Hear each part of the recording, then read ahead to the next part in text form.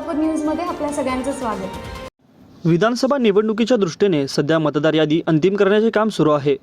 15 सप्टेंबरनंतर विधानसभेची आचारसंहिता जाहीर होऊ शकते। तत्पूर्वी महाविकास आघाडी व महायुतीचे जागा वाटप होईल।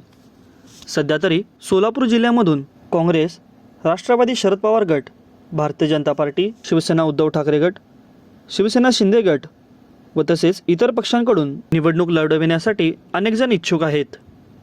सोलापूर दक्षिण मतदारसंघातून काँग्रेसकडून दिलीप माने, सुरेश हासापुरे, महादेव कोगनुरे, बाबा मिस्त्री, अशोक देवकते, भारतीय जनता पार्टीकडून सुभाष देशमुख हे सर्वजण दक्षिणमधून इच्छुक आहेत।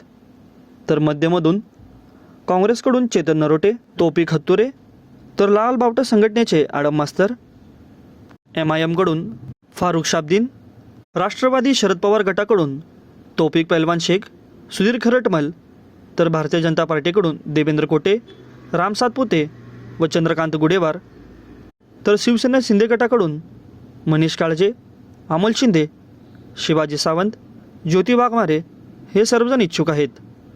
सोलापूर शहर उत्तरमधून भारतीय जनता पार्टीकडून विजयकुमार देशमुख, चन्नवीर चिट्टे, सुरेश पाटील, तर काँग्रेसकडून सुदीप चाकोते, सुनील रसाळे, धर्मराज काडादी, तर राष्ट्रवादी शरद पवार गटाकडून महेश कोटे हे सर्वजण इच्छुक आहेत।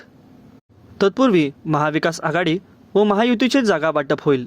जागा वाटपमध्ये सोलापूर जिल्ह्यातील कोणता मतदारसंघ कोणाला मिळणार हे स्पष्ट होणार आहे।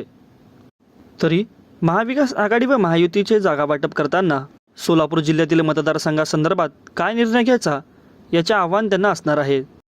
माझं सोलापूर न्यूज या यूट्यूब चॅनलला सबस्क्राईब करा आणि बेल आयकॉन प्रेस करायला विसरू नका।